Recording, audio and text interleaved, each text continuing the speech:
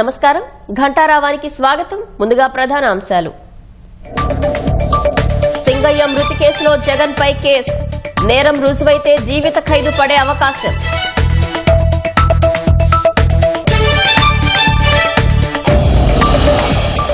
Car కింద పడి కార్యకర్త చనిపోయినా పట్టించుకోని జగన్. మృతుని కుటుంబానికి సానుభూతి తెలపకపోవడంపై విమర్శలు. సుపరిపాలనలో తొలి అడుగు ఏడాది పాలనపై సాయంత్రం సమావేశం. కూటమి ప్రభుత్వ భవిష్యత్ కార్యాచరణపై చర్చించనున్న నేతలు.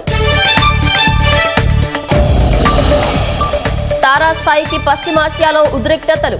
ఇరాన్ భవిష్యత్ కార్యాచరణపై సర్వత్రా ఉత్కంఠ.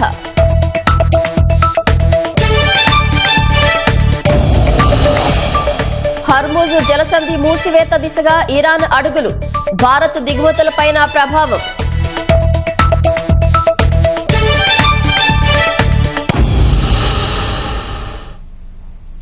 సింగయ్య మృతి కేసులో పోలీసులు మాజీ సీఎం జగన్ ను A2గా చేర్చారు.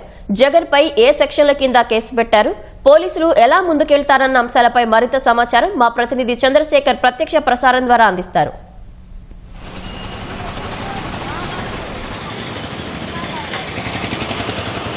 ధన్యవాదాలు పవిత్ర. జగన్మోహన్ రెడ్డి పెంటపాల పర్యటన సందర్భంగా ఆయన వాహనం కింద సింగయ్య అనేటువంటి వైసీపీ కార్యకర్త పడి మృతి చెందినటువంటి వ్యవహారం అయితే రాష్ట్ర వ్యాప్తంగా తీవ్ర చర్చకు దారితీసింది. ఈ వ్యవహారంలో దీన్ని కేవలం ఒక ప్రమాదంగా మాత్రమే వైసీపీ నేతలు చెప్తున్నప్పటికీ ప్రమాదం కాదు, ఇందులో అంతకు మించినటువంటి అంతులేని నిర్లక్ష్యం కావచ్చు, నిషేధాజ్ఞలు ఉల్లంఘించడం కావచ్చు, ఇవన్నీ కూడా దాగి ఉన్నాయి. పోలీసులు చెప్పినటువంటి అంశాలను వేటిని కూడా పాటించకుండా వాళ్ళు ఇచ్చినటువంటి అనుమతులన్నింటినీ కూడా పట్టించుకోకుండా వాటిని ఉల్లంఘిస్తూ, నిషేధాజ్ఞలు ఉల్లంఘిస్తూ, ప్రజాజీవనానికి ఆటంకం కలిగిస్తూ భారీ ర్యాలీలు నిర్వహించడం, జన సమీకరణ చేయడం, నిర్లక్ష్యంగా వాహనాలను ముందుకు తీసుకెళ్లడం, ఇలాంటి ఎన్నో అంశాలు కూడా ఇందులో దాగి ఉన్నాయని చెప్పేసి న్యాయ నిపుణులు చెప్తున్నారు. మొత్తం ఈ కేసుకు సంబంధించి ఒకసారి చూస్తే ఆ రోజున జగన్మోహన్ రెడ్డి రెంటపాల పర్యటనకు వెళ్తున్న సమయంలో పత్తిపాడు నియోజకవర్గం పరిధిలో ఏటుకూరు బైపాస్ వద్ద కూడా ఆ పత్తిపాడు నియోజకవర్గానికి చెందినటువంటి కార్యకర్తలను, వైసీపీ కార్యకర్తలను భారీగా సమీకరించారు. దీనికి సంబంధించి ముందుగానే వైసీపీ కేంద్ర కార్యాలయం నుంచి పత్తిపాడు నియోజకవర్గ ఇన్ఛార్జి బల్సాని కిరణ్ కుమార్కు ఆదేశాలు వెళ్ళాయి. ఆయన నుంచి వైసీపీ కార్యకర్తలు అన్ని గ్రామాల్లో నుంచి కూడా కార్యకర్తల్ని భారీగా అక్కడికి తరలించారు. హైవే వద్దకు జగన్మోహన్ రెడ్డికి స్వాగతం పలికేందుకు. ఇందులో భాగంగానే వెంకయ్యపాలెం నుంచి కూడా కొందరిని తరలించారు, వైసీపీ కార్యకర్తలని, అభిమానులందరినీ కూడా. ఈ తరలించే క్రమంలోనే సింగయ్య కూడా అక్కడికి చేరుకున్నారు. వాహనం హైవే నుంచి సర్వీస్ రోడ్లోకి ప్రవేశించే సమయంలో ఒకసారిగా అందరూ కూడా ఆ జగన్ వాహనానికి ఎదురుకి వెళ్ళి స్వాగతం పలికారు. ఈ క్రమంలోనే చీలి సింగయ్య జగన్మోహన్ రెడ్డి వాహనం కింద పడి తీవ్ర గాయాల పాలయ్యారు. ఈ కేసుకు సంబంధించి మొదట్లో ఏ వాహనం కింద పడేదనే అంశంపైన కొంత స్పష్టత కొరబడింది. ఎస్బీ పోలీసులు ఇచ్చినటువంటి సమాచారం మేరకు జిల్లా ఎస్పీ సతీష్ కుమార్ ఒక వాహనం నెంబర్ చెప్పి ఆ వాహనం కింద పడ్డారనేటువంటి కోణంలో ఆయన ముందుగా ప్రకటించారు. అయితే తర్వాత ఎఫ్ఐఆర్ నమోదులో మాత్రం గుర్తులేని వాహనం అని మాత్రమే పోలీసులు నమోదు చేశారు. ఆ మేరకు వీడియోలన్నిటికీ కూడా విశ్లేషించి డ్రోన్ ఫుటేజ్లు కావచ్చు, సాక్షి టీవీ ఛానల్లో వచ్చినటువంటి లైవ్ ఫుటేజ్ని కూడా ప్రధానంగా తమ ఆధారాల కోసం పోలీసులు వినియోగించిన పరిస్థితి. సాక్షి టీవీలో వచ్చినటువంటి లైవ్ కవరేజ్లో కూడా ఆ వాహనం కింద వ్యక్తి పడ్డట్టుగా చాలా స్పష్టమైనటువంటి ఆధారం కనిపిస్తోంది. ఆ లైవ్ వీడియోలో కూడా అది ఉంది. దాని తర్వాత మళ్ళీ అక్కడ వచ్చినటువంటి వారందరూ కూడా తీసినటువంటి వీడియోలు, తమ సెల్ ఫోన్లో తీసినటువంటి వీడియోలను కూడా పోలీసులు విశ్లేషించారు. దాదాపు 200కు పైగా వీడియోలను పోలీసులు విశ్లేషించినట్టుగా సమాచారం. వాటన్నిటిని ఆధారంగా పోలీసులు ఖచ్చితంగా జగన్మోహన్ రెడ్డి ప్రయాణిస్తున్నటువంటి వాహనం కిందే చిలి సింగయ్య పడి తీవ్ర గాయాల పాలయ్యారు. ఆ గాయాల పాలైన తర్వాత ఆయన్ను కనీసం ఆసుపత్రికి తరలించకుండా వైసీపీ నేతలు రోడ్డు పక్కన ఉన్నటువంటి ఆ చెట్ల పొదల్లోకి ఆయన్ను నెట్టేసి వెళ్ళిపోయినటువంటి పరిస్థితి. ఆ హైవే పెట్రోలింగ్ పోలీసులు మాత్రమే 108కు సమాచారం ఇచ్చి ఆయన్ను గుంటూరు జీజీకి తరలించారు. ఆ సకాలంలో వైద్యం అందని కారణంగా కూడా సింగయ్య మృతి చెందినటువంటి పరిస్థితి. ఎందుకంటే ఆ వాహనం బుల్లెట్ ప్రూఫ్ వాహనం కాబట్టి అది వచ్చి ఆయన తల, మెడ కావచ్చు, గుండెలు కావచ్చు, ఇవన్నీ కూడా తోచుకుంటూ వెళ్ళిపోయింది. ఆ వాహనం యొక్క వేగానికి కొంత దూరం అతన్ని నెట్టుకుంటూ వెళ్ళినటువంటి పరిస్థితి. కాబట్టి అతను తీవ్ర గుండెలు కావచ్చు, లేకపోతే ఒత్తిడికి గురై కూడా అతను మరణించి ఉంటారని చెప్పేసి కూడా చెప్తూ ఉన్నారు. దీనికి సంబంధించి ఏదైనా ఒక వాహనం వెళ్తున్నప్పుడు తమ వాహనం కింద ఎవరైనా తగిలి గాయాల పాలైనప్పుడు ఆ వ్యక్తిని కావచ్చు, వాళ్ళను ఆసుపత్రికి తీసుకెళ్లడము లేకపోతే సురక్షితంగా వారికి సపర్యలు చేయడం అయితే కనీస మానవత్వం. కానీ అది మాత్రం లోపించిందనేటువంటి విమర్శలు అయితే చాలా ఎక్కువగా వినిపిస్తున్నాయి. ఏమాత్రం కూడా పట్టించుకోకుండా అలాగే తమ పర్యటన అలాగే కొనసాగించడం, కనీసం జగన్మోహన్ రెడ్డి కాకపోయినా ఆయన పక్కన ఉన్నటువంటి వారు కూడా ఎవరు కూడా పట్టించుకోకుండా తమ కార్యక్రమాన్ని యథావిధిగా కొనసాగించినటువంటి విమర్శలు వచ్చాయి.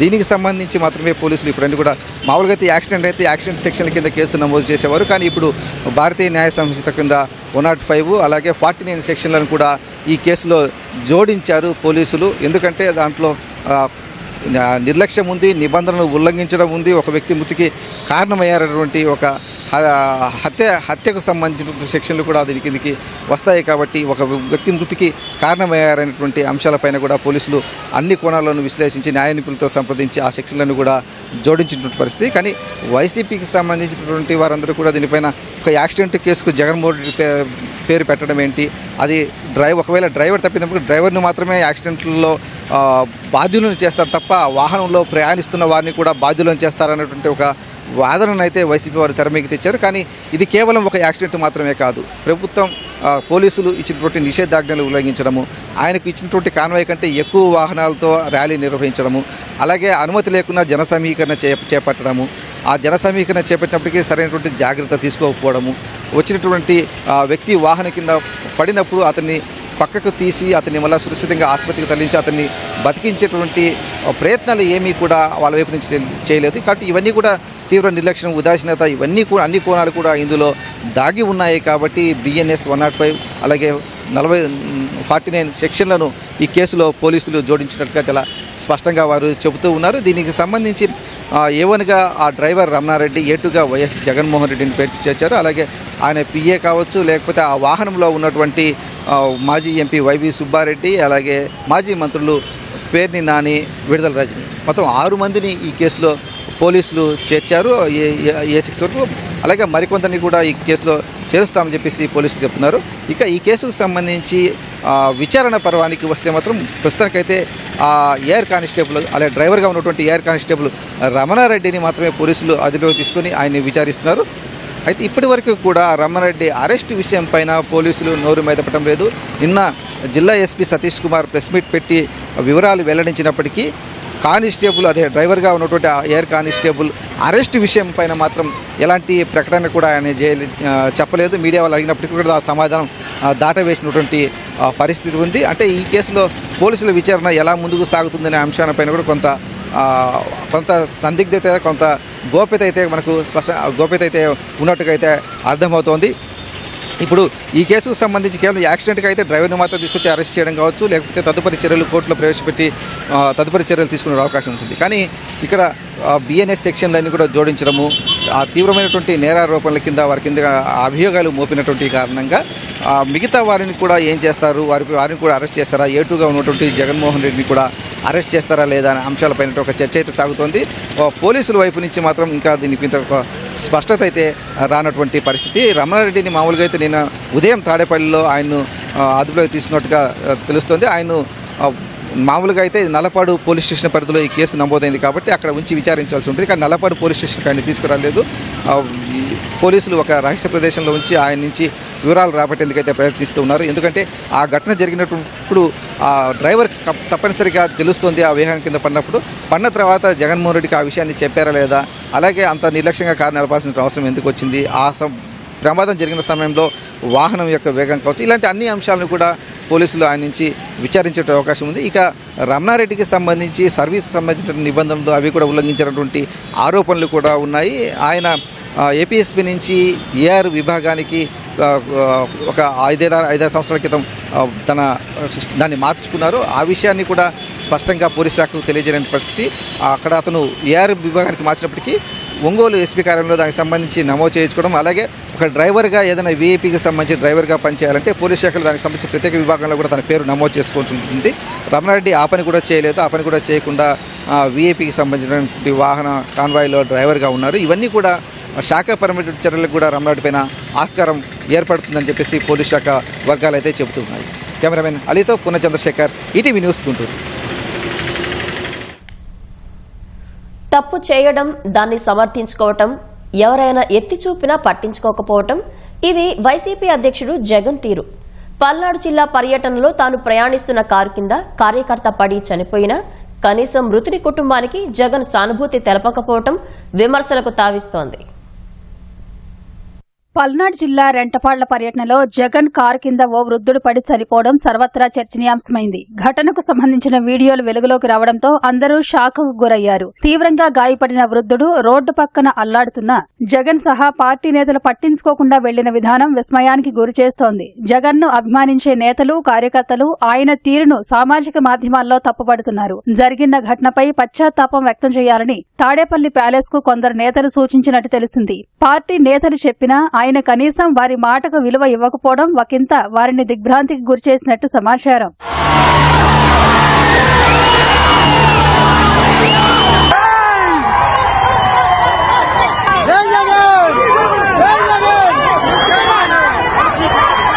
ప్రమాదాన్ని పక్కదారి పట్టించేందుకు వైసీపీ నేతలు యత్నించడంపై సొంత పార్టీ వారి నుంచే వ్యతిరేకత వ్యక్తమవుతున్నట్లు తెలుస్తోంది. కారు కింద కార్యకర్త నలిగిన వీడియో వెలుగులోకి వచ్చినా జగన్ తప్పు తనది కాదన్నట్లు వ్యవహరించడంపై సీనియర్లు సైతం అసంతృప్తితో ఉన్నట్లు సమాచారం. రప్పా కామెంట్లను జగన్ సమర్థించడము పార్టీకి నష్టం చేకూరుస్తుందని వారు భావిస్తున్నారు. జగన్ సోదరి షర్మిల కామెంట్లు పార్టీకి మరింత డ్యామేజ్ కలిగిస్తోందని సీనియర్లు ఆవేదన వ్యక్తం చేస్తున్నట్టు తెలిసింది.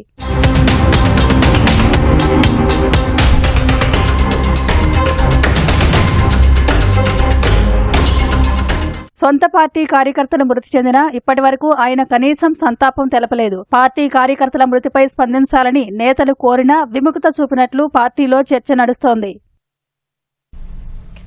ఇజ్రాయెల్ దాడులతో బెంబేలెత్తుతున్న ఇరాన్పై అమెరికా వైమానిక దాడులకు దిగిన తరుణంలో పశ్చిమాసియాలో ఉద్రిక్తతలు తారాస్థాయికి చేరాయి.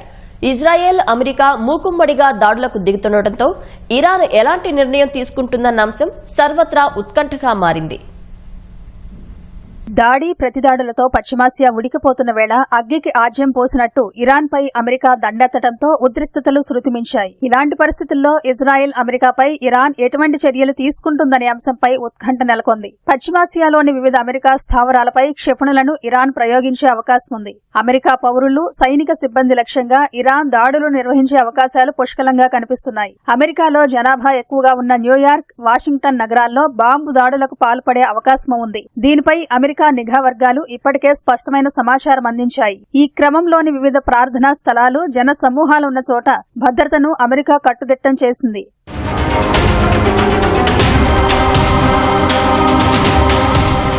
ఇరాన్పై కొన్ని రోజులుగా ఇజ్రాయెల్ దాడులు చేస్తున్నా దాని ప్రధాన లక్ష్యం మాత్రం అణు స్థావరాలను నేలమట్టం చేయడమే. అణు కార్యక్రమానికి సహకరిస్తున్న కీలక శాస్త్రవేత్తలు, సైనిక ఉన్నతాధికారులు లక్ష్యంగానే ఇన్నాళ్లు దాడులు జరిగాయి. అమెరికా కూడా ప్రత్యక్ష దాడులకు దిగుతున్న వేళ టెల్ అవీవ్ తన లక్ష్యాన్ని విస్తరించే అవకాశాలు కనిపిస్తున్నాయి. ఇరాన్ సైన్యం, Islamic revolutionary guard corps IRGC లక్ష్యంగా ఇకపై దాడులు ముమ్మరమయ్యే అవకాశాలున్నట్లు అక్కడి మీడియా చెబుతుంది. ఓవైపు ఆత్మరక్షణ చేసుకుంటూ ప్రత్యర్థిపై పోరాడాల్సిన పరిస్థితులు ప్రస్తుతం ఇరాన్కు ఎదురయ్యాయి.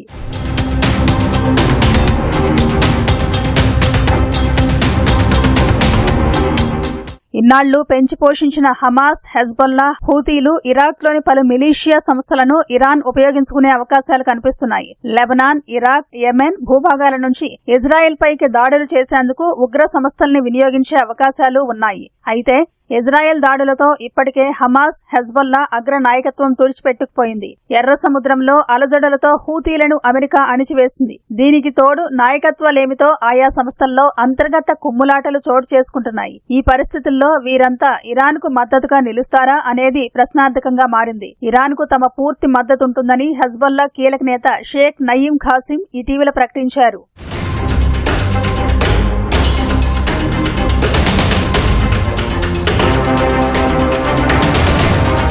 ఇరాన్పై అమెరికా, ఇజ్రాయెల్లు ఏకపక్షంగా పోరు సాగిస్తున్న తరుణంలో చైనా, రష్యా పేర్లు తెరమీదకొస్తున్నాయి. సైనిక పరంగా ఈ రెండు దేశాలు బలమైనవే. ఓవైపు సంయమనం పాటించాలని కోరుతున్నా పరోక్షంగా ఇరాన్కు మద్దతిస్తున్నాయి. ఇటీవల ఆయా దేశాల నేతలు చేసిన వ్యాఖ్యలు దీనికి బలం చేకూరుస్తున్నాయి. ఇజ్రాయెల్, ఇరాన్ యుద్ధాన్ని ఆపే ప్రయత్నం చేయకుండా అగ్నికి ఆజ్యం పోసినట్లు అమెరికా వ్యవహరిస్తోందని చైనా ఆరోపించింది. శత్రువులను ఇజ్రాయెల్ తగ్గించుకుంటే మంచిదని అధ్యక్షుడు జిన్పింగ్ హితో పలికారు. ఇజ్రాయెల్, ఇరాన్ యుద్ధంలో ప్రాంతంలో అమెరికా సైనిక జోక్యం చాలా ప్రమాదకరమని రష్యా అధ్యక్షుడు పుతిన్ హెచ్చరించారు. ఇరాన్లోని బుషహర్ అణువిద్యుత్ కేంద్రంపై దాడి చేయడం సరికాదని ఇజ్రాయెల్ను కూడా రష్యా హెచ్చరించింది. ఈ దాడి పొరపాటున జరిగిందని ఇజ్రాయెల్ వివరణ ఇవ్వడంతో శాంతించింది. ఒకవేళ యుద్ధం తీవ్రత ఎక్కువైతే ఈ రెండు దేశాలు ఇరాన్కు పూర్తి మద్దతిచ్చే అవకాశం ఉంది. దాని పర్యవసానాలు చాలా తీవ్రంగా ఉంటాయనడంలో సందేహం లేదని అంతర్జాతీయ వ్యవహారాల నిపుణులు అభిప్రాయపడుతున్నారు. అమెరికా దాడుల నేపథ్యంలో హర్మోజ్ జలసంధిని మూసివేయాలని ఇరాన్ యోచిస్తోంది. ఇప్పటికే ఆ దేశ పార్లమెంటు మూసివేత నిర్ణయానికి ఆమోదం తెలిపింది. అయితే ఈ విషయంలో ఇరాన్ జాతీయ భద్రతా మండలి తుది నిర్ణయం తీసుకోవాల్సి ఉంటుందని ఆ దేశ అధికారులు తెలిపారు. ఒకవేళ హర్మోజ్ జలసంధి మూసివేయాలని ఇరాన్ జాతీయ భద్రతా మండలి నిర్ణయిస్తే అంతర్జాతీయ చమురు సరఫరాపై తీవ్ర ప్రభావం పడనుంది. ఫలితంగా చమురు ధరలు పెరిగే అవకాశం ఉంది. పశ్చిమాసియాలో యుద్ధ వాతావరణం నేపథ్యంలో అత్యంత కీలక సముద్ర రవాణా మార్గంగా ఉన్న హర్మూజ్ జలసంధి మూసివేత దిశగా అడుగులు పడుతున్నాయి. ఇది కార్యరూపం దాలిస్తే ప్రపంచ దేశాలకు చమురు కష్టాలు తప్పవు. అంతర్జాతీయ చమురు వ్యాపారానికి జీవనాడిగా ఉన్న ఈ జలసంధి భారత చమురు దిగుమతులకు ఎంతో కీలకం. ఇరాన్ నిర్ణయంతో భారత్ దిగుమతులపైన ప్రభావం ఉంటుందని నిపుణులు అంచనా వేస్తున్నారు. ముడి చమురు దిగుమతుల్లో ప్రపంచంలో 3వ స్థానంలో ఉన్న భారత్ నిత్యం దాదాపు 5.5 మిలియన్ బ్యారెళ్ల ఇంధనం దిగుమతి చేసుకుంటోంది. ఇందులో 2 మిలియన్ బ్యారెళ్లు హర్మూజ్ జలసంధి నుంచే సరఫరా అవుతున్నాయి. పశ్చిమాసియా నుంచే కాకుండా రష్యా, అమెరికా, బ్రెజిల్ల నుంచి సైతం భారత్ ముడి చమురు దిగుమతి చేసుకుంటున్నందున ఇప్పుడప్పుడే ధరలు పెరిగే అవకాశం ఉండదని భావిస్తున్నారు. అంతర్జాతీయ ఇంధన సంస్థ ఇటీవలి విశ్లేషణ ప్రకారం హర్మూజ్ జలసంధిలో స్వల్ప అంతరాయం కూడా చమురు మార్కెట్లపై గణనీయమైన ప్రభావాన్ని చూపనుంది.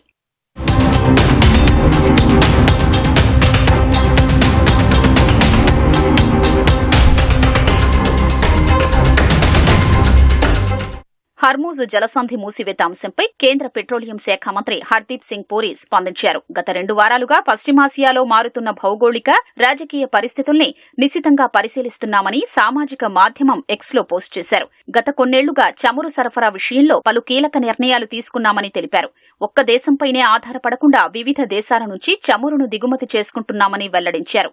హర్మూజ్ జలసంధి నుంచి భారత్కు ఎక్కువగా చమురు రావటం లేదని తెలిపారు. ప్రభుత్వ రంగ చమురు సంస్థల వద్ద ప్రస్తుతం అనేక వారాలకు సరిపడా ఇంధన నిల్వలు ఉన్నాయని పేర్కొన్నారు.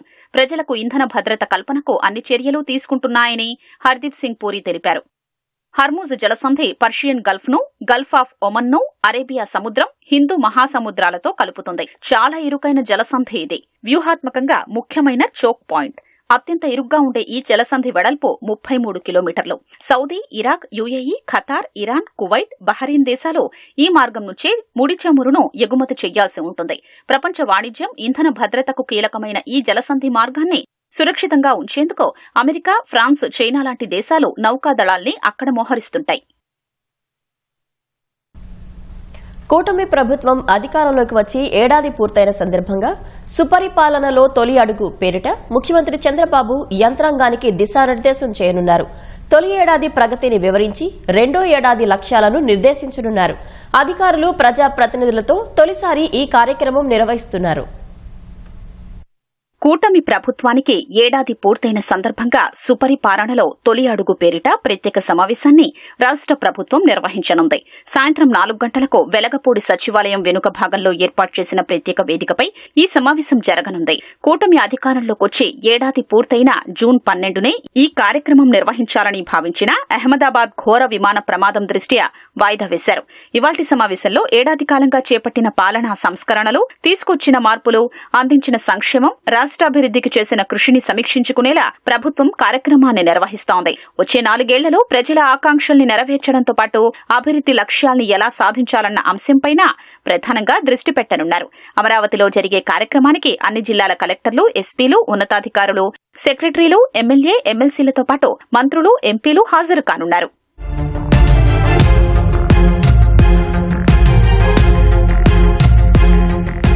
కూటమి ప్రభుత్వం ఏడాది పాలనలో గత ప్రభుత్వం చేసిన ఆర్థిక, పాలనా విధ్వంసాల్ని సరిచేస్తూ రాష్ట్రాన్ని పునర్నిర్మాణం దిశగా నడిపిస్తోంది.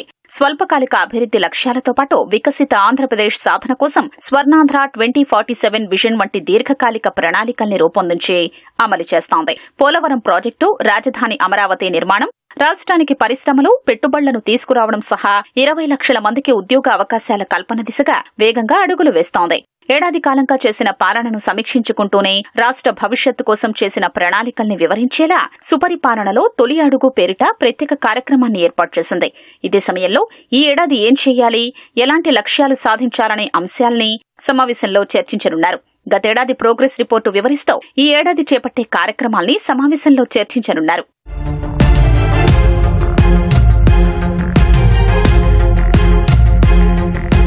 సాయంత్రం జరగనున్న సమావేశ ప్రాంగణంలో అధికారులు ప్రత్యేకంగా రౌండ్ టేబుళ్లు ఏర్పాటు చేశారు. జిల్లాల వారీగా ఆయా అసెంబ్లీ నియోజకవర్గాల పరిధిలోని ప్రజా ప్రతినిధులు, అధికారులు ఒకే చోట ఆసీనులయ్యేలా జాగ్రత్తలు తీసుకున్నారు. ఏడాది కాలంలో ఆయా నియోజకవర్గాల్లో జరిగిన అభివృద్ది, భవిష్యత్తులో చేపట్టబోయే సంక్షేమ, ప్రగతి ప్రణాళికలపై విస్తృతంగా చర్చించనున్నారు. స్వర్ణాంధ్ర 2047 విజన్ ప్రణాళిక అమలు ద్వారా రాష్ట్ర సమగ్రాభివృద్దికి ప్రభుత్వం చేపట్టబోయే ప్రణాళికలపైన సమీక్షిస్తారు.